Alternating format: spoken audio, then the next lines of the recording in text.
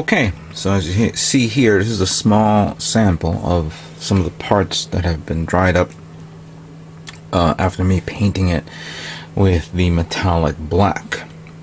And as you can see, it came out pretty good. Let me give you a close-up example of it.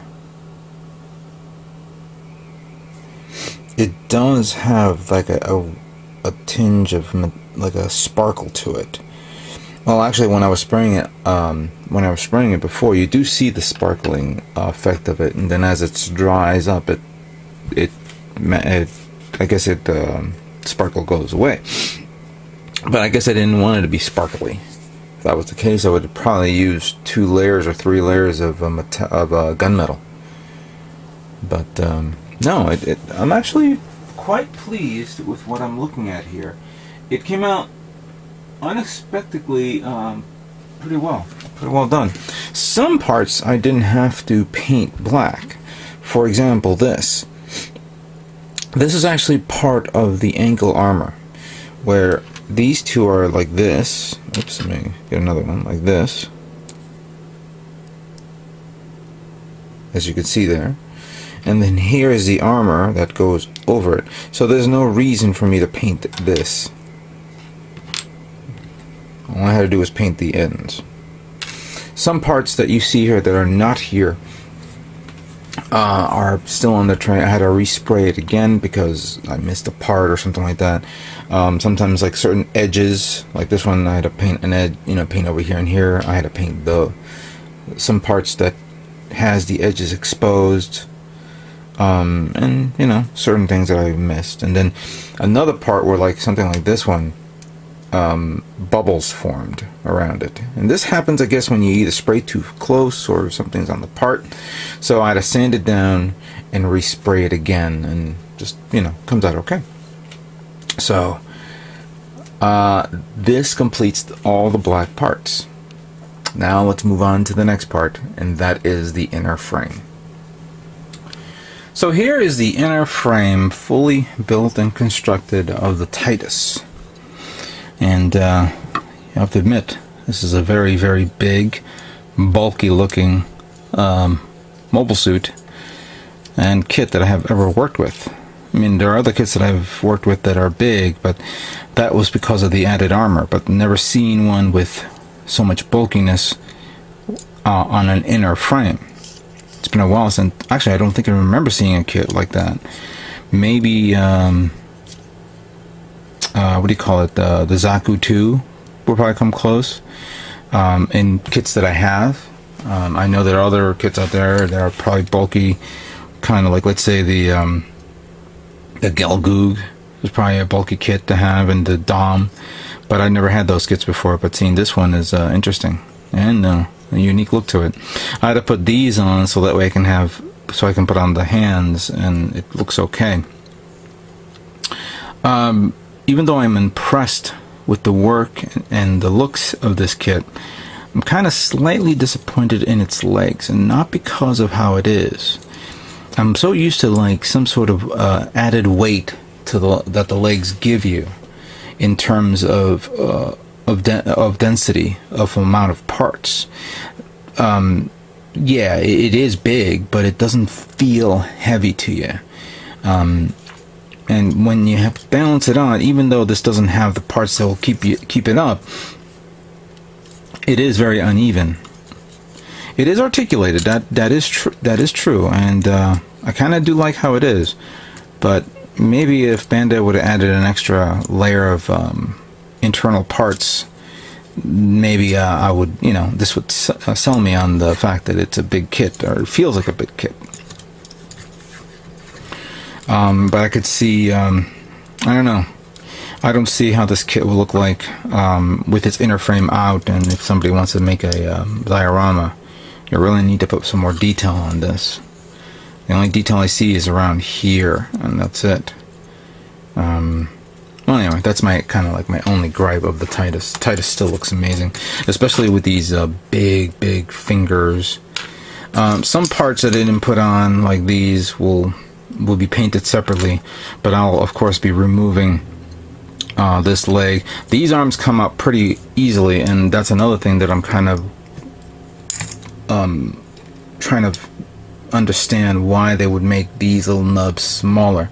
If they added it in like a little higher up to here, then and put it up there, then I can understand it. But wow, this threw me off. This really threw me off. But everything else is okay. The body is pretty good, especially when you do this and pull this out, and this like that right there. And of course the arms keeps falling. I might as well keep them off now, considering I'm about to put them on part. I got to take the arms apart, take out the black, and then start ready to. Who the hell is doing that? Get ready to paint the color that I want. Okay, so now I'm going to start painting the charcoal parts using metallic gray. I've already prepared my airbrush here. As you can hear the compressor on, and I'm just going to give it a pass like so. I decided not to prime it like I mentioned before, considering that it is the same color.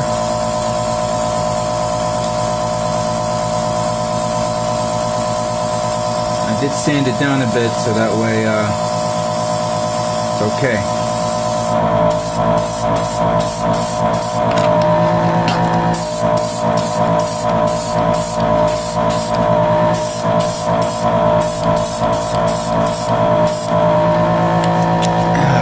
There we go.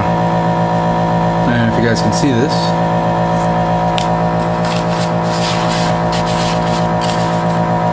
I'm just only going to do a few parts so you guys can see.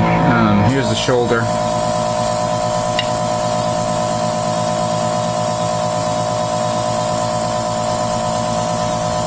I'm only doing like the inside of this,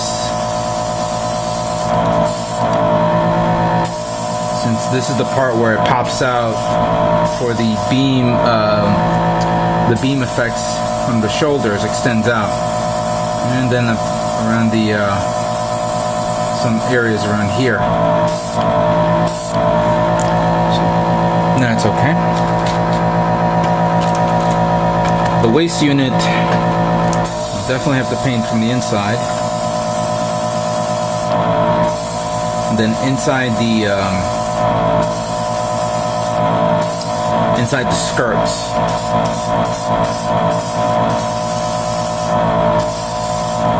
And then from the top.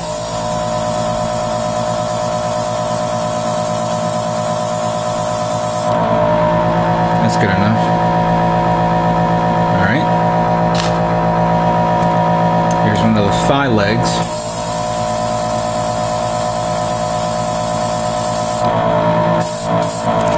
I actually need to just paint the inside over here and the bottom. But kind of like when I made the mistake with the with my other kits, where I forgot in this specific area, I want to make sure I cover everything. Here's the head. The top part of the head I need to cover, since it's the part where it's exposed, and of course the neck. Just give it a good cover, and then I'll give it a second pass as it's drying while I'm taking care of this. Smaller parts would probably be, of course, the hand.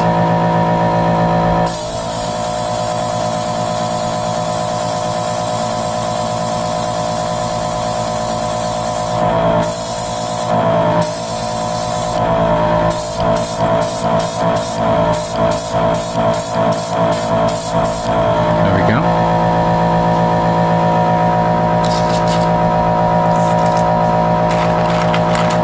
Here's the closed fist, where I had to sand it down pretty good so it doesn't show off the scar marks. Again, I will continue ranting as to why they don't use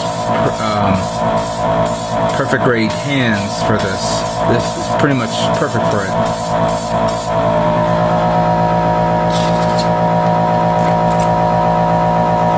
This is the inside of the actual wrist of the hand. All I need to paint is this side. There we go. And then, of course, the canopy with the little front part.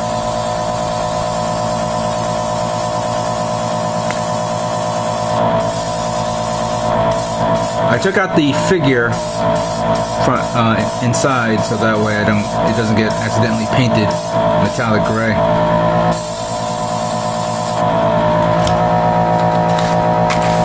Let's do one more thing.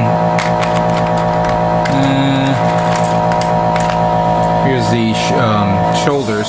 I mean the elbows of the arms.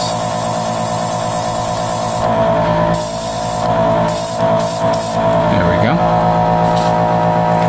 And yeah, this part here is part of the extending hand, extending arm. When you pull out the arm and show off that beam disc, the lariat. I think it's called the lariat. Correct me if I'm wrong. There we go. So I'm going to be busy here. Let me continue on with this, and we'll show the final results once the paint has dried up.